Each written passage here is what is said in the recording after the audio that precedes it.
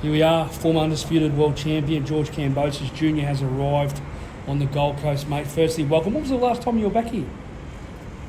I was in the Gold Coast after the Haney 2 fight. Come down with the family, the kids, and just went to a few theme parks and just chill out a little bit. Obviously, I wasn't always training, but it was after the second Haney fight, so spent a bit of time with the kids and family. But yeah, since then, haven't been back, so it's good to be back, good to be in town, and there's a big fight going on, so of course we'll touch on that shortly. Merry Christmas, Happy New Year, mate. You've just recently signed with Matchroom Boxing. This is the first time we've spoken about it. Talk a little bit about the signing with Matchroom Boxing and soon to be the 140-pound debut for you and your team. Yeah, look, I've got a great relationship with Matchroom Boxing, Eddie Hearn, The Zone. I won my championship with them. I won my world title eliminator on a Matchroom show. So for me, I feel very comfortable with the promotional team, the broadcaster, and every part that goes along with who I'm signed with now. So looking forward to it. It's going to be exciting. Obviously, there's a date.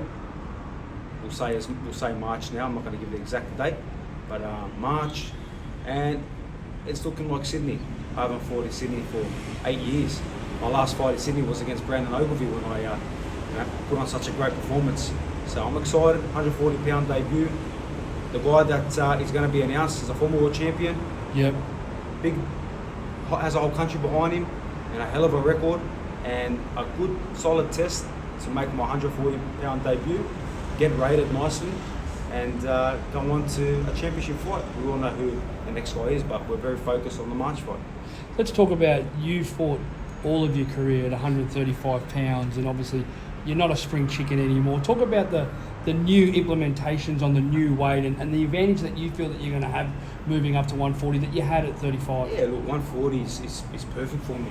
You know, I'm naturally walking around at a solid weight. I feel much more muscle on me, I feel stronger, I feel faster, much more energy in training, so I feel good. 140 was a natural move after doing everything I could at lightweight, fighting the guys that I fought there, collecting every belt at lightweight, and after that Lomachenko fight, I said, look, it's time for me to move up, chase another championship in a new division, and again, moving up gives you that new sense of what I'm fighting for.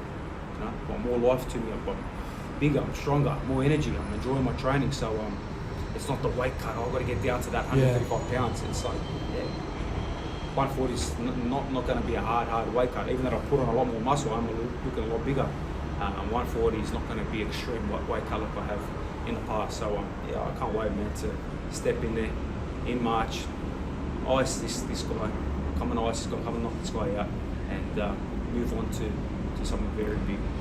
I want to talk about something very big because it's been played out not only by about the guy that wants to fight you, but also a bit of media around the world, around this Richardson Hitchens from New York, who just recently defeated Australia's own and a man I respect so much, Liam Barrow. George, very, very unusual for a world champion to win his first world title. I know he spoke about Tio and some others, but really the next couple of days, he kept mentioning your name. Is that the fight for June, July in New York City? Is that what you're zoned in on? Yes, I know. Yes. I've said it a million times. He keeps saying that you're not signing a contract. What fucking contract, buddy? You want me. You're a champion. You haven't made no money. You're a bum. You have not done anything in sport except for win your last fight and win a world title. It doesn't mean nothing to me. I'm coming for you. I want to take your head out. And you want to make money? Well, cool. Come make some money. And I'm going to take that belt off you. Were you surprised? I know you and him have been back and forth on Twitter and that, but did it surprise you 2 days after the fight? Not really, because a lot of people call me out, and I knew, like I said, I knew that he was going to jump at it. I knew that I'm under his skin, I'm living in his head rent free.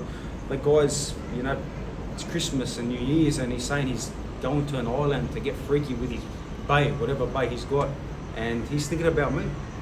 So I'm under his skin. I love getting under these New Yorkers, and no problem, man. I said I'm going to make this 140 debut in March.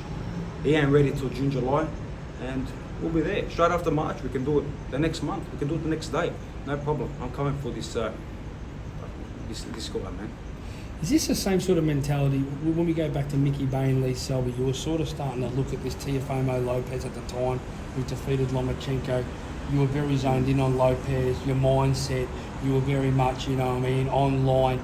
Is this like the target road now that you're really right? Come on, Hitchens, don't back out, we're going for it. It played, you know, it's not a secret. Me and Para were aiming to have that big fight.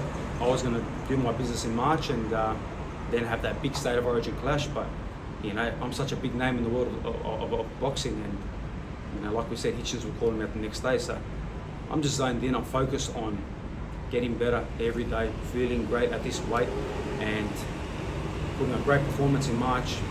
I'm going to take this guy's head off, and then we go straight into Hitchens. Chins, no problem. I'm here. You know, what am I worried about you? He says a couple things here and there.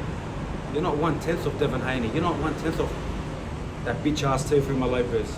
You're not 1/10 of Lomachenko. So what makes me worried about you? I'll come to your hometown. I'll fight you in your backyard. I'll fight you at your mum and dad's house, where you live, where you got the free Wi-Fi. It doesn't bother me, man. Does it entice you more? He's a broke bum. It's as simple as that, and he wants money. And I know what he made in his last fight. I laugh at that. Does it entice you more that he's from Brooklyn? He claims to be from Brooklyn. He's in New York. Does that entice you more for that fight? It doesn't bother me. I just want to show his But big mouth. but you've been there before, took all the belts. That's what I'm getting at. I love New York. 2-0 there. Yeah. And I've taken belts there before, but I just want to, wherever it is, like I said, it can be anywhere. I just want to shut his big mouth. He's got a big mouth. He carries on. He shows no respect to any fighters. And I'm looking forward to it. But March is my main focus. Again, I've got a solid guy, former world champion, and then we go from there. I've got a guy who's got a whole country behind him. This guy has literally got a whole country behind him, supporting him. So more news will break, with us soon, and then we're ready for anybody.